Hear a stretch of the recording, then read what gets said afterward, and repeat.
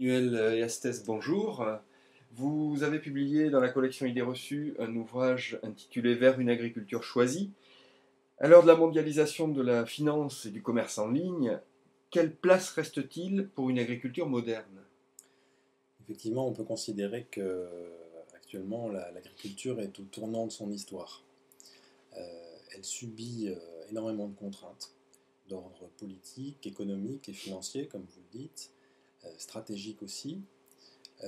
Mais en même temps, on continue à lui attribuer les rôles qu'elle a toujours eu, à savoir nourrir la planète, en même temps qu'elle est face à de nouveaux défis, comme par exemple l'approvisionnement en énergie, avec les énergies renouvelables, ou l'aménagement des paysages, la gestion de la biodiversité. Or, pour répondre à ces contraintes et résoudre ces défis, elle a beaucoup de possibilités, et notamment des possibilités techniques, ce qui la met à l'heure des choix.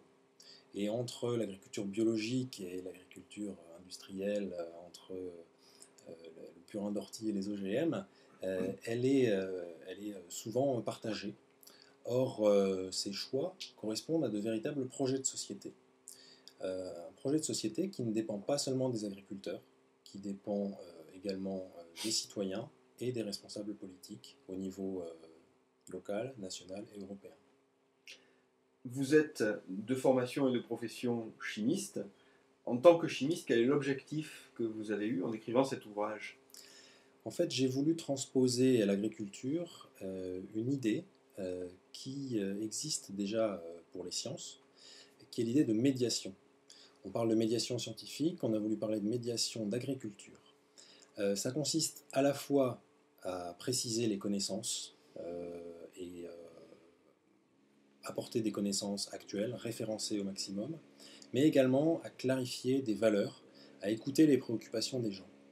Et donc, dans cet ouvrage, en plus d'un apport de connaissances précis, d'un point sur tout un tas de thématiques liant l'agriculture à l'eau, la biodiversité, le changement climatique, la mondialisation, etc., j'ai voulu faire émerger les problématiques qui sont soulevées par les pratiques agricoles actuelles, essayer de montrer quelles préoccupations ça suscite chez les gens, euh, essayer de répondre un petit peu à ces préoccupations, tout en faisant se terminer chaque chapitre par une partie un peu prospective qui interpelle notamment les pouvoirs publics en matière d'avenir pour l'agriculture. Richard Emmanuel Estes, je vous remercie. Merci à vous.